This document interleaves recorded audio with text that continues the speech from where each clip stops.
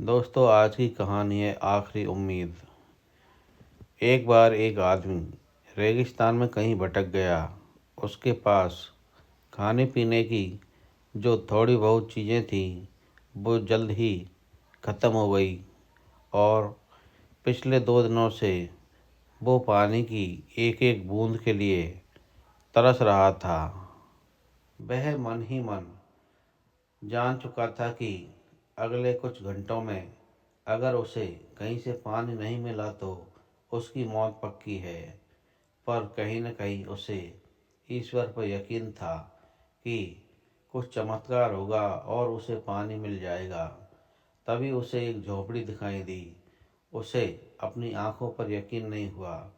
पहले भी वह मृत तृष्णा और भ्रम के कारण धोखा खा चुका था, पर बेचारे के पास यकीन करने के अलावा चारा तो न था।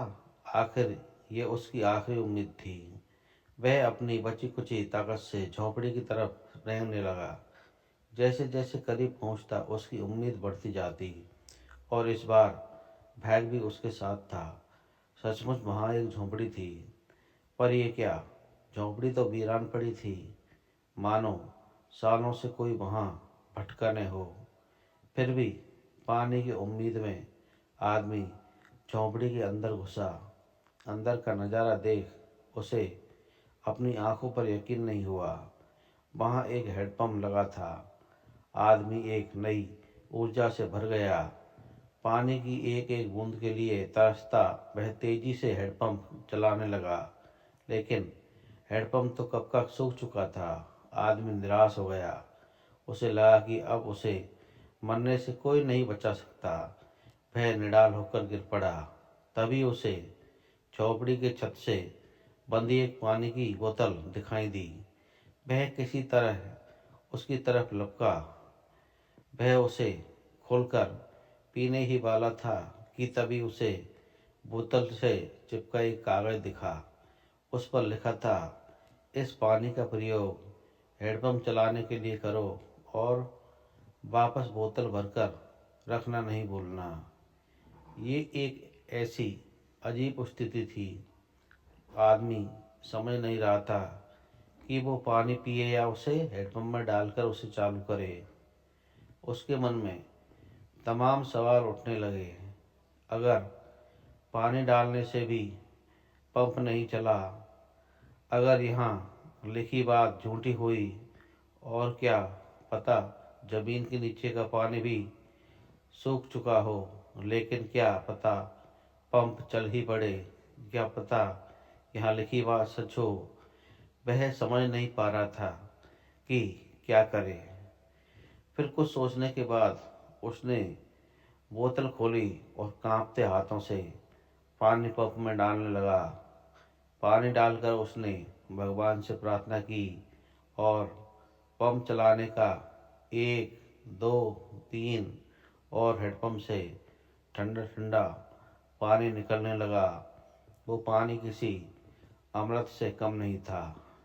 आदमी ने जी भर के पानी पिया। उसकी जान में जान आ गई। दिमाग काम करने लगा। उसने बोतल में फिर से पानी भर दिया और उसे छत से बांध दिया। जब वो ऐसा कर रहा था तभी उसे अपने सामने एक और शीशे की बोतल दिखी।